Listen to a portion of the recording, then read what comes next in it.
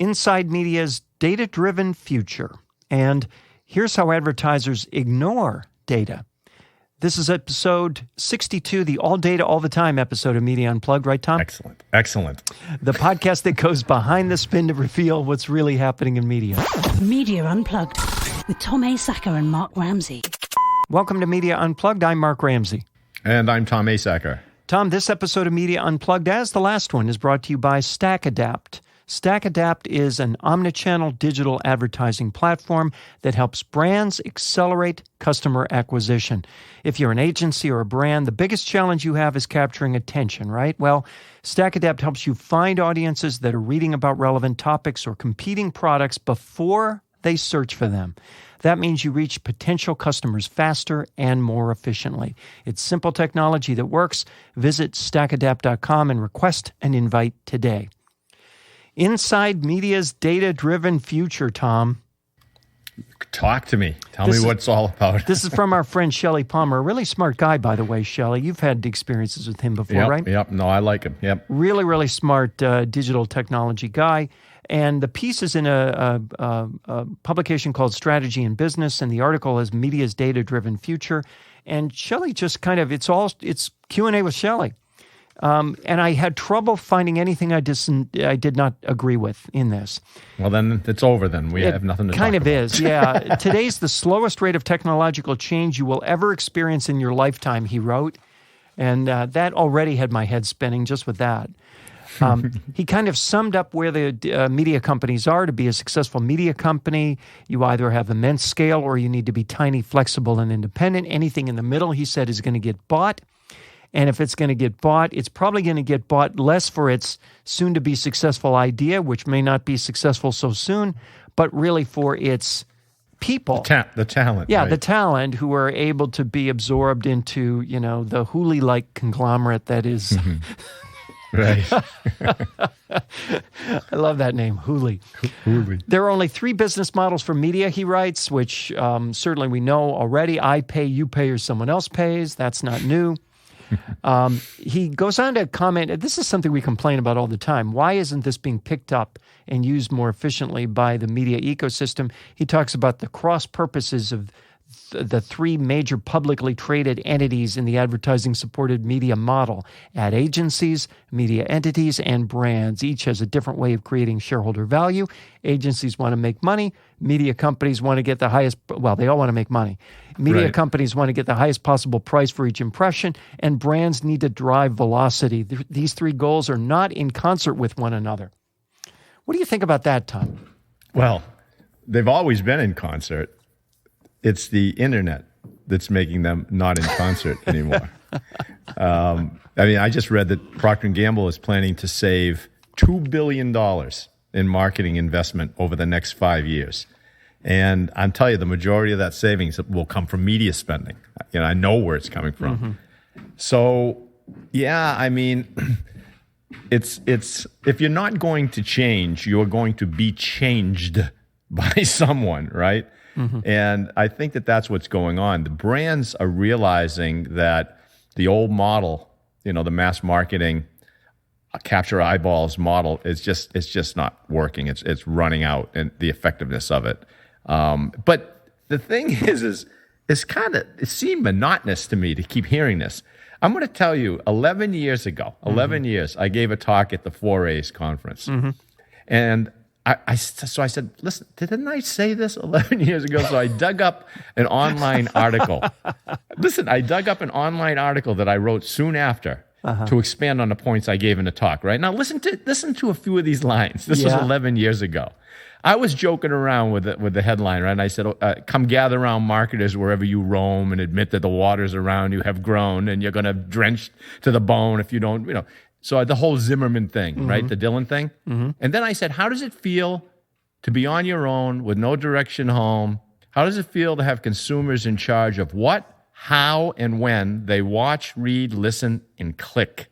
Mm-hmm. Then I wrote, the media landscape is splintered into a plethora of platforms. Sophisticated consumers are spending less time with traditional media, and the few marketing messages consumers do receive are suspect at best. We were all saying this stuff. I mean, I'm looking at his article and I'm saying, oh my goodness, we're still saying the same thing. Think of how many shares that piece would get if you published it again today. I should publish it today. Just publish it every year. No, I should take it off. It's on Marketing Profs. I should take it off and publish it as new. People will say, this guy's brilliant. That's right, because nobody reads Marketing Profs anymore, so you might as well go rogue with it. Oh, man, it just kills me. Everyone knows that this has been happening. But what they're doing, Mark, I'm telling you, is they're not being proactive. They're waiting to be pushed. Which entity are you talking about in the ecosystem now? All of them. All of them. That's the point, right? It's the consumers are pushing the brands are pushing media's pushing, everybody's pushing the advertising agencies. So nobody wants to step out and ruin what they have, blow it up, or lose any kind of revenue or anything. So we'll wait until the pain gets really bad, and then we'll go in for surgery. Well, first of all, that is, after all, human nature, number one. Of course it is. Secondly, I mean, if there were easier answers or less painful answers, then people would move more quickly, don't you think? No, why? Look at it. Let's say that this whole data-driven future is the future. Yeah. Right? And if that's the answer, then why isn't it being done? Well, the answer is in this article to some degree. We're going to talk about it also on the next piece. But with each element in the ecosystem being at cross purposes with regard to their incentives, that doesn't help. Right. With the fact that consumers, Shelley points out in the piece, consumers don't care about any of this. They want what they want. They want it free. They want it on simple interoperable platforms, which is great. And every publisher, Facebook is in business to subvert simple, interoperable platform. Not simple. Well, they all are. They don't want you to go away to somewhere else. Nobody wants you to go away. So that's going to be a complicating factor because that's going to create an obstacle to giving the consumer what he or she wants at any given point in time because the incentives are aligned differently. This is all about incentives. Yeah. Right? Yeah. I mean, I don't know. What's the quote that flies around the internet that says, if your job depends on not understanding something, then you don't? Something like that, right? So, why do you want something that may put you out of a job? That's right. And even when we think about startups and, this dynamic marketplace of disruptive startups. Shelley says the financial community would continue to make a fortune financially engineering startups and taking them public. That kind of profit making is not always equally accretive to all of the shareholders, and it does not usually require a sustainable business to emerge. Really? Yeah, exactly. And then he goes on to say, look, let's talk about search. A search on Amazon is more valuable to many advertisers than a search on Google because consumers are more likely to buy there. Consumers have been trained. If you want to buy something, go to Amazon first, look it over, and add to cart. Why in the world would you want to just Google something when you could find what you want, read the description, and buy it all in with a minimum of clicks, right? We've talked about this. I don't think people understand the advertising giant that Amazon can become very quickly. Mm-hmm. It's because, again, it's about data, right? It's about consumer behavior. They just released an Alexa or Echo. Oh, shoot. Alexa just turned on. They just released an Echo version that has a camera in it. Have you heard about this thing? Yes. Yeah. So now they're going to look at your clothing in this camera and tell you, you should try this outfit and send you a link to some clothing on Amazon. Mm-hmm. So now I don't even have to think about where am I going to go shopping. I've got a camera telling me that what I should be wearing. That's crazy. Right. Yeah, no, it is. And it is he who has the mastery of the data has the upper hand. And Shelley talks about that too. He has a great anecdote. He says, how do we increase sales is not a data-driven question. It may sound like one, but it isn't. A better question from a marketer who has access to purpose-built data management platform might be, what's the last day of the year that I can sell a full-price barbecue grill at the Home Depot in Danbury, Connecticut? Exactly. To answer it, you would use a variety of data: parking lot density, same-store sales, predicted weather patterns, inventory levels, and so on. The right answer can significantly increase margins. You could save on advertising. You could save by shipping unsold units to stores in warmer climates.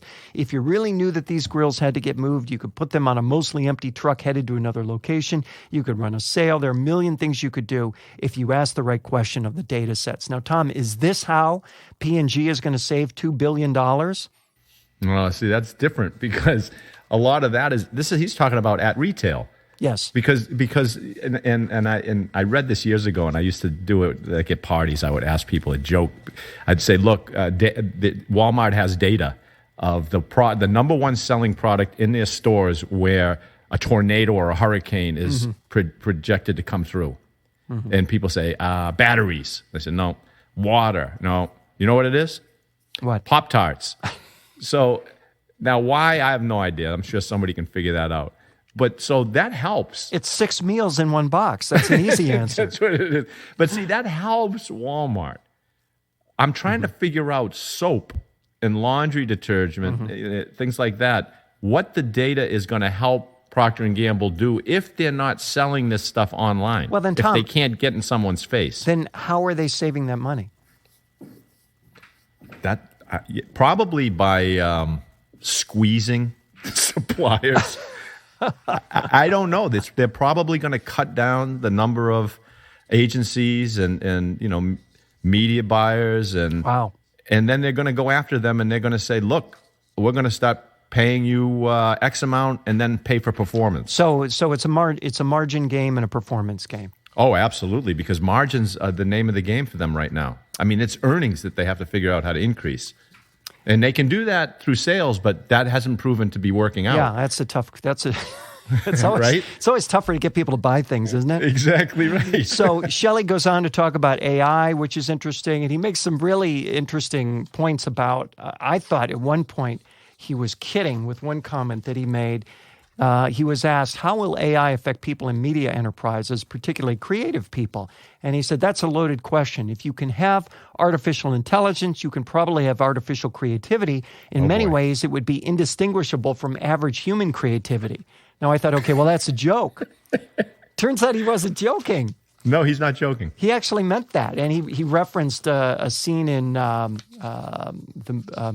movie, which movie was it? Was it AI? What was it? What was the movie he mentioned? Where Will Smith is talking to I know a robot. iRobot. Yeah, iRobot. And he's talking to the robot, and he asked the robot if the robot can conduct a symphony, and the robot says, "No, can you?" That's funny. That's a good point. It is a good point. Now, and then finally, and this is the way Shelley rapped poetically. You make it sound like the most important thing, the making of content, will not change that much at all in the future. And here's what Shelley says. There's a 40,800-year-old cave painting in El Castillo, Spain, that's said to be one of the oldest known. The artist created that content for one purpose and one purpose only, to be seen. The artist felt something or needed to explain something and created the work to communicate it. Today, a television commercial is there to be seen, a book is to be read, a song is to be heard. If you don't have a point to get across, you don't need the TV, the printing press, or a stream on the internet. And if you do have something powerful to say, your job is to get it across no matter what technology you use or business model you work under. That hasn't changed, and it probably never will. Yeah. Look, things are changing. That's what people don't understand, is that things are changing. People are buying bulk products, things like toilet paper, through Amazon now. Yeah. And they didn't think that would happen. No, they didn't. In fact, one anecdote about that, I was talking to someone who's trying to do a deal with Amazon for some video content, and his agent kind of poo-pooed it. He said, do you know how Amazon makes its money? And the guy said, no. And he said, toilet paper. It used to be plastic, remember? Yeah, that's right, plastics. You are listening to Media Unplugged with Tom Asacker and Mark Ramsey. Tom, here's how advertisers ignore data. This was an interesting piece that you sent along from a guy named Brian Miller in The Drum. Brian is the co-founder of the Emotional Intelligence Agency, and he had taken a long trip away from the advertising industry. He said the last time he was in the industry, George W. Bush was president, and he kind of joked that tweets were something you heard in the park, and so was Yahoo, as a matter of fact, in those days. So he went back into the ad industry. He was interested in the algorithms that predict consumer behavior, and he said, wow, you can crunch all this data in real time on any viewer of any ad. You could do some amazing things. Agencies must be all over it, he said. And then he said his own online experience suggested maybe it wasn't so. Yeah. He would say the same ad for one product followed him for an entire week, whether he was on Facebook, chatting with friends, on Wired, reading about technology, or on Twitter, where he screams into the abyss. All that data about who I was, what I was doing, what platform I was on, none of it was affecting the ad. So he went and talked to his friends in programmatic advertising. And they told him that most ad agencies were not interested in the data. Instead, quote, they were just tossing stills from print and TV campaigns over the fence and asking the media companies to make them work online. Meanwhile, the programmatic guys say, we can tell you 5,000 things about a single page view, but the agencies aren't using any of it. So with that, he thought, well, maybe 5,000 is too much. He said, my vast experience has taught me that 5,000 results are as good as none. 2 are too few. 4 to 6, that I can work with. So his point was that, when you're just focusing on one thing, he actually went to some agencies and he asked for their briefing form, a blank briefing form.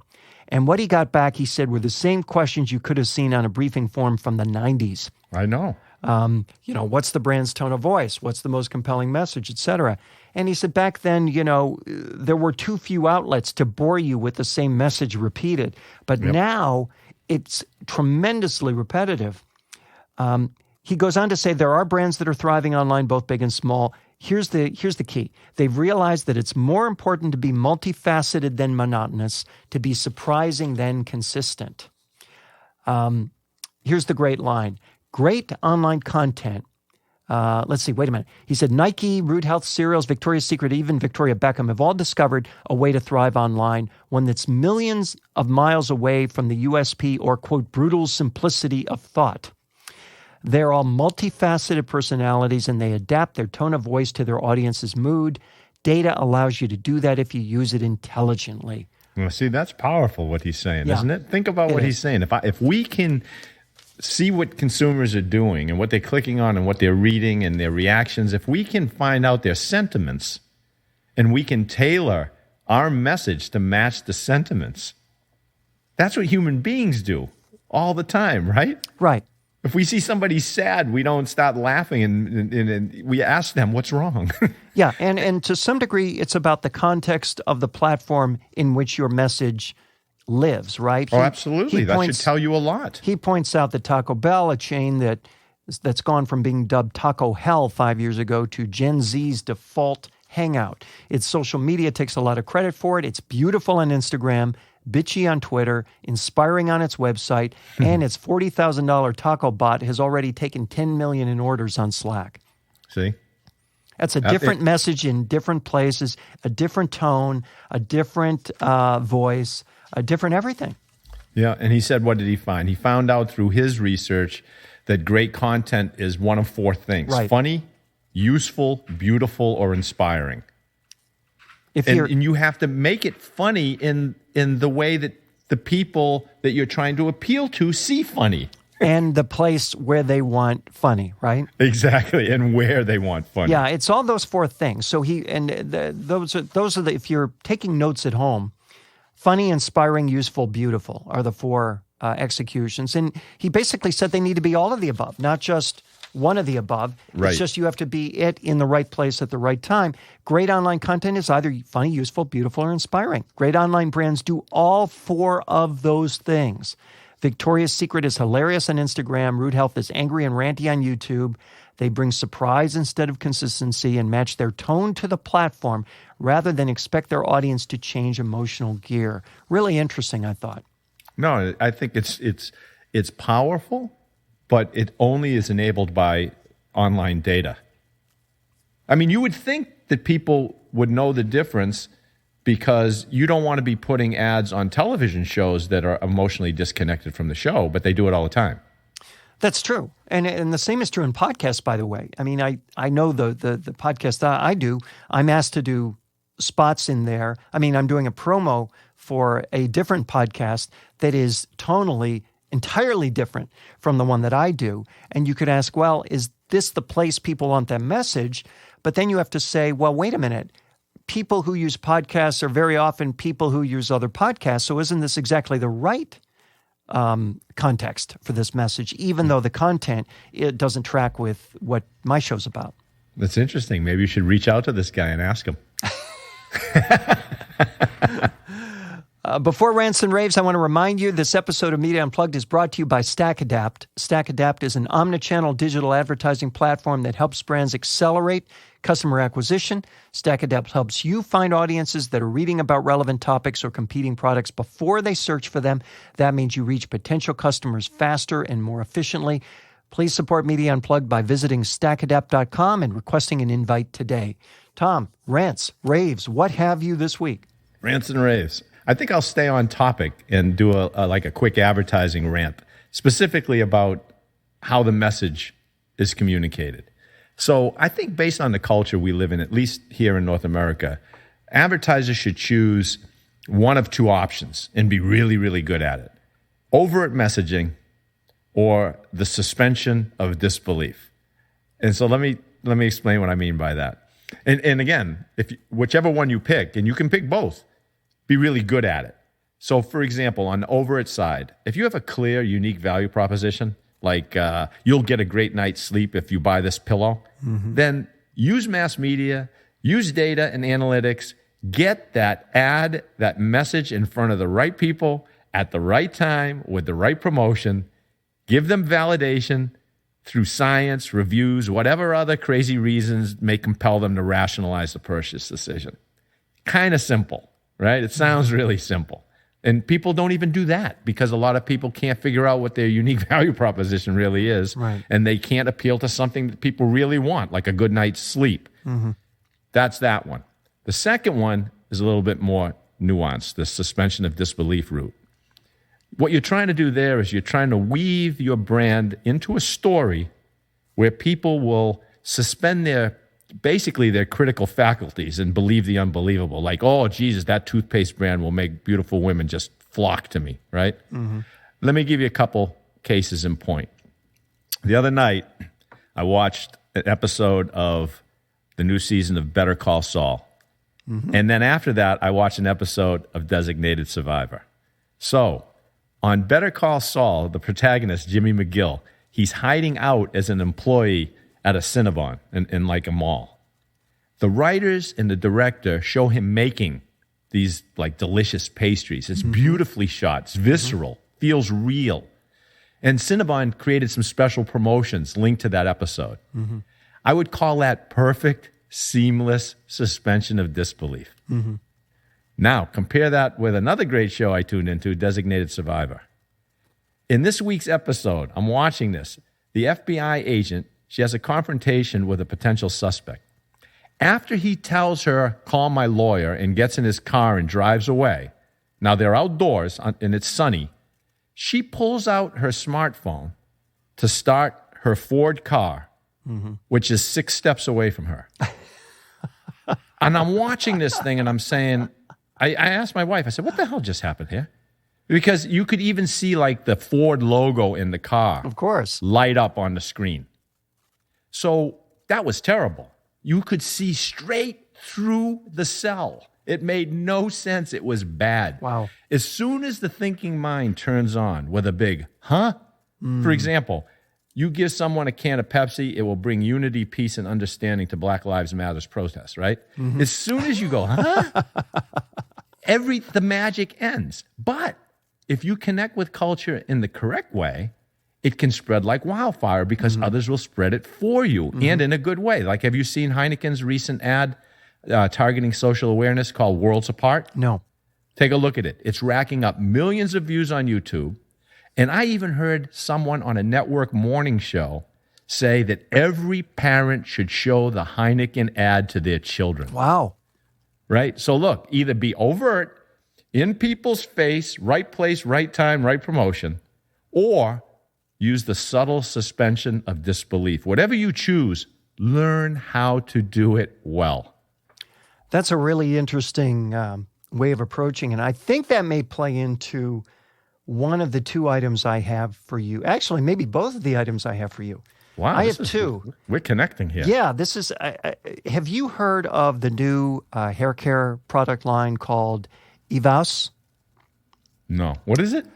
Evaus, E-V-A-U-S is the name of it. I haven't. Well, the folks behind this new line decided to share it with a bunch of fashion influencers, millennials influencers.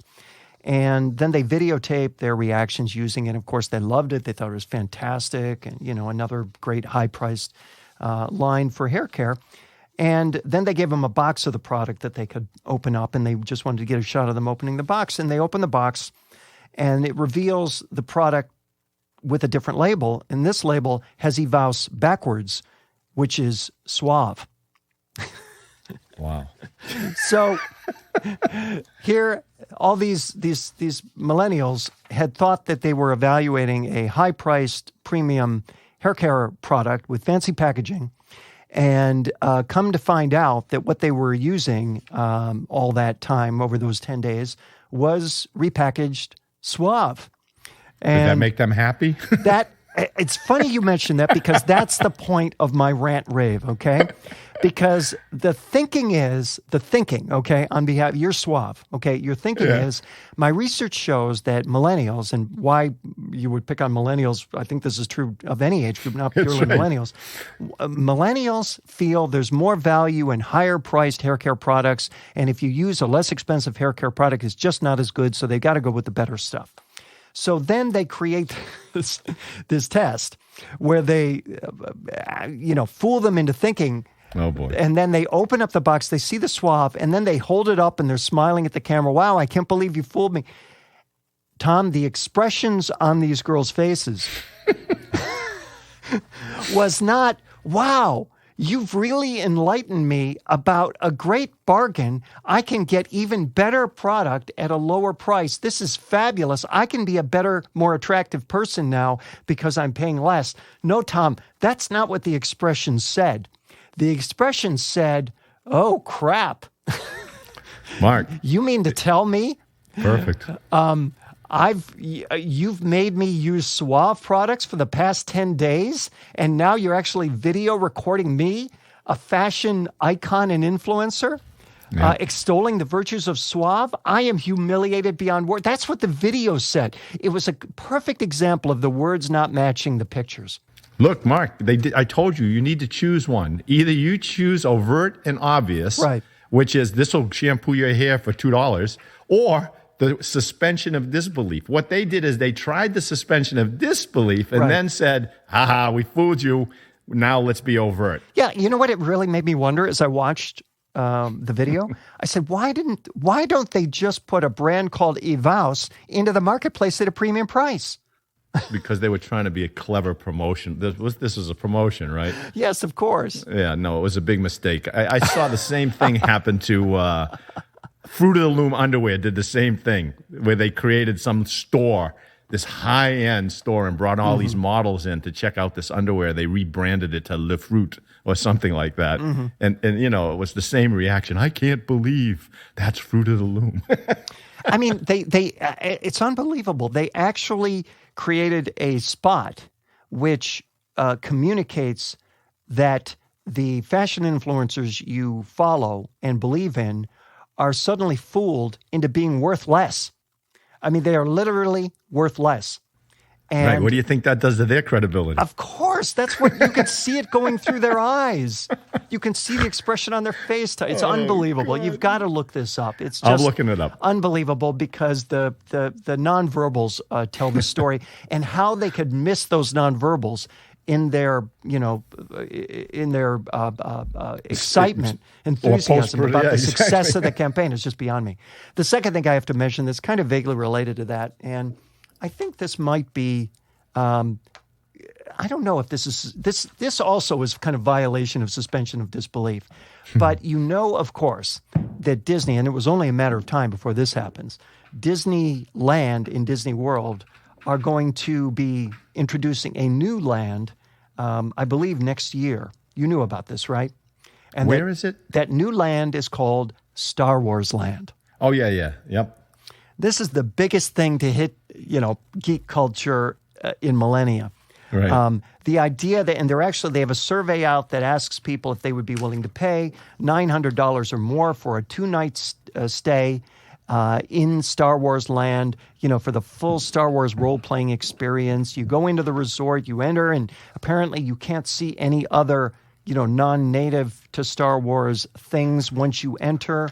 If you stay in the hotel, they're going to have, special robots, personalized secret missions, flight training, starship exploration, lightsaber training, all things that you would expect from a Star Wars experience. And then the writer at Mashable goes on to say, it sounds like there's only one thing in all this that could ruin the illusion that you're actually in a Star Wars movie: the guests themselves. Flip-flops, T-shirts, crying babies, and constant smartphone usage. That's hardly reflecting the Skywalker saga. And I think that's so true. Anytime you do anything in one of these places, it's your neighbors around you. They said maybe they can get guests to change into special Star Wars-y robes as part of the experience and maybe take photos for them so they can leave the phones behind. We're into it. Otherwise, who knows? They could create a dress code. I mean, that's what high-end nightclubs do. Well, the high-end nightclubs have another agenda. That's true. They sell alcohol. Those are the other than that, it's identical, Tom. That's right. The people at the bar look similar, too. Well, I guess the regular tourists would resemble the people in the cantina, so... That's what I mean. Yeah, that at least is true. Right. That's Media Unplugged for this week. Please remember to subscribe to us at iTunes or on Stitcher. And while you're there, please rate the show, but not, this episode in particular. No, not this one, no. It helps other folks discover us. You can also catch us at art19.com, Radio Inc., Media Village, Google Play Music, and TV News Check. You can follow Tom on Twitter at Tom Asacker and Mark at Mark Ramsey Media. Send us your questions and comments at #MediaUnplugged. If there's a media topic you want us to cover, tweet us. Catch up on older episodes at our website, MediaUnplugged.net. Special thanks to the amazing producer of Media Unplugged, Jeff Schmidt, exciting audio for media. You can find him at jeff-schmidt.com. For the incomparable Tom Asacker, I'm Mark Ramsey. Thank you for listening.